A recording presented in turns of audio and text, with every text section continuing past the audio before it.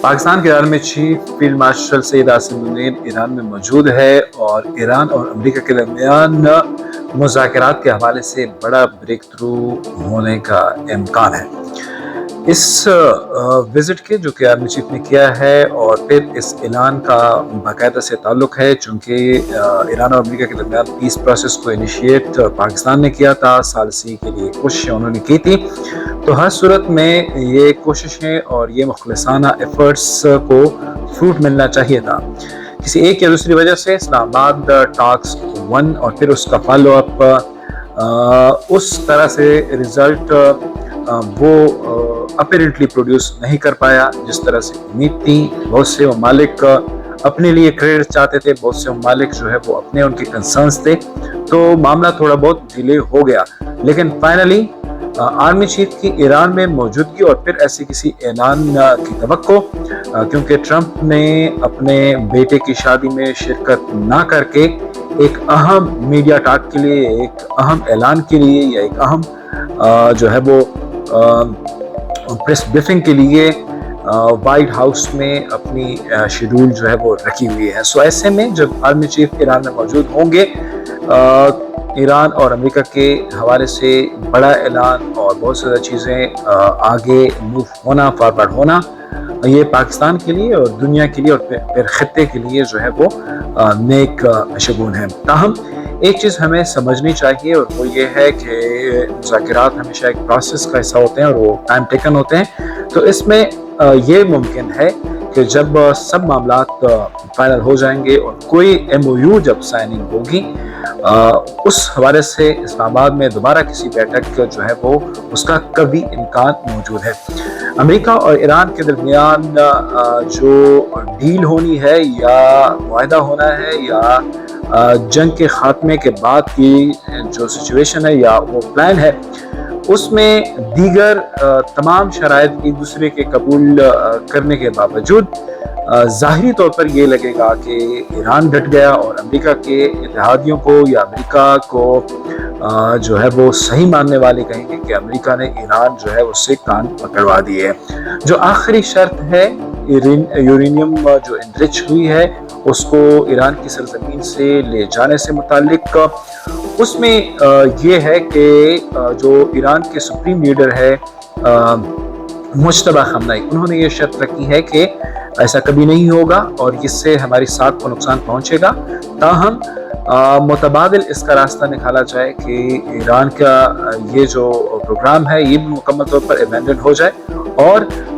ایسے ظاہری طور پر کوئی ایران کی اس میں سبکی بھی نہ ہو اور یہ بھی نظر آئے کہ ایران نے ساری شرائط جو ہے وہ مان لی اور اپنا کچھ نہیں منوایا۔ تو اس کے لیے مختلف ایکسپرٹس یہ کہتے ہیں اور جو عالمی جریدے ہیں ان کے خبروں اور تجزیوں سے یہ لگ رہا ہے کہ چونکہ یورینیم اگر وہ امریکہ اپنے ساتھ لے جاتا ہے تو وہ بھی تلف کرنے کے لیے لے جائے گا، یا اگر ایران کی سرزمین پر ہی اس یورینیم کو تلف کیا جائے اور اس کا جیسے مختلف پہاڑوں میں یا زیر زمین یا مختلف ان کے لیے جو مختص ایکسپیرینسڈ کوئی مقامات ہوں گے، وہ عالمی اسپیکٹیٹرز کی موجودگی میں اور عالمی اس سے ریلیونٹ جو ادارے ہیں ان کی موجودگی میں اس کو ضائع کیا جائے، تلف کیا جائے، تو یہ بھی ایک آپشن جو ہے وہ مجتبی خامنئی کے حالیہ بیان کے بعد اس پر غور کیا جا رہا ہے۔ ظاہری بات ہے ایران کسی صورت میں ایسا کوئی معاہدہ، ایسا کوئی جنگ کے خاتمے کے بعد کی سچویشن کو ویلکم نہیں کہے گا، وہ اس سے خوش نہیں ہوگا اگر اس میں ایران کی یہ تمام محنت جو انہوں نے کوئی 45-46 دن کے جنگ میں اس کو سروائیو کیا، وہ مشکل حالات جھیلے، دنیا بھر کے لوگوں کی جو ان پہ نظریں تھیں اور انہوں نے اسٹریٹ آف ہارمز کو بند کیے رکھا، اپنا اور دنیا کا کاروبار جو ہے وہ انہوں نے افیکٹ کیا، یہ ساری ایکسرسائز، یہ ساری ایفرٹ ایران ٹیبل ٹاک پہ یا مذاکرات کی میز پر تو انڈو کرنے سے رہا یا ہارنے سے رہا۔ سو دونوں ممالک یہی کوشش ہوگی کہ ان کے لیے ون ون سچویشن ہو اور دونوں ممالک اب اس سٹیج پہ ہیں کہ اب وہ कोशिश करेंगे कि दोनों ममालिक एक दूसरे को फेस सेविंग दे, एक दूसरे के उनकी ईगो को और उनके किसी भी ऐसे आप कहें कि जंग के खात्मे के लिए जो उनकी कोशिशें होती हैं उसमें एक दूसरे को फैसिलिटेट करें कि वो अपने पब्लिक को मुतमईन करें, अपने से जुड़े स्टेक होल्डर्स को मुतमईन करें कि उन्होंने इस जंग में एज सच मुज़ाकरात की मेज़ पर कुछ खोया नहीं। तो ये जो डिले हो गया, ये जो इतना टाइम लगा और बीच में एक दूसरे को ख़त्म करने की धमकियां और एक दूसरे पे हमला करने की धमकियां और एक दूसरे पे कुछ हद तक अगर आप लोगों ने देखा रिसेंट जो एक्टिविटीज़ हुई है मिडल ईस्ट में, जिसमें मुत्तहिदा अरब अमारात और यूएस के दीगर एलाइज को इवन ईरान ने अटैक किया मुख्तलिफ तरह से, ये सारा कुछ ये शायद ज़रूरी था एक माहौल बनाने के लिए। और इतनी जल्द अगर जंग का खात्मा होता तो दोनों ममालिक के हवाले से मुख्तलिफ शक व शुबहात फिर रहते हैं। सो एक ऐसी जंग जिसमें अमेरिका और इसके इत्तेहादियों और ख़ासतौर पर इसराइल ने यह सोचा था कि चंद दिनों में ख़त्म हो जाएगी या फिर उनका ख्याल था कि शायद चंद हफ्तों में ये ख़त्म हो जाएगी, वो 1.5 महीने में प्लान कर गई। और ईरान ने उस पूरी सिचुएशन में उनके पावर प्लांट्स, उनके दीगर मुख्तलिफ अहम ज़खायर और उनके मेन पावर और उनकी इवन न्यूक्लियर साइट्स, उसके हमले देखे, उसके हमले जो है वो फेस किए। सारा कुछ इतना एक मुश्किल वक्त, आलमी सतह पर मुख्तलिफ दबाव, मुख्तलिफ मुतालबे, वो सारी जो उनकी एफर्ट्स थी उसमें आखिरकार ऐसा अब लग रहा है कि ईरान ने अपने जो मुतालबात रखे थे, अपनी जो टर्म्स रखी थी,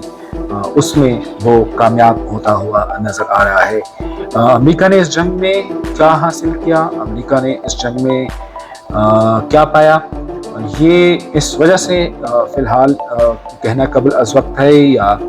ऐसा जो है वो कहना आप कह दें कि बहुत ब्रॉड वे पे चीज़ों को देखना होगा, क्योंकि एज सच अमेरिका के मकासद भी वाज़ेह नहीं हुए। अमेरिकी सदर ने, अमेरिका की ट्रंप एडमिनिस्ट्रेशन ने बार बार इस हवाले से अपना मौक़िफ़ बदला, कभी न्यूक्लियर हथियारों की बात की, कभी उनके हवाले से कहा कि उन्होंने थ्रेट्स दिए थे, और आखिरकार तो उन्होंने कहा कि ये तेल के कारोबार पर मुनाफी रखना चाहते थे, स्ट्रेट ऑफ हॉर्मज़ को बंद करके दुनिया के कारोबार को अफेक्ट करना चाहते थे, और मुख्तलिफ चीज़ों को मिक्सर करके अपना कोई क्लैरिटी उन्होंने नहीं दी कि हमने हमला क्यों किया था। सो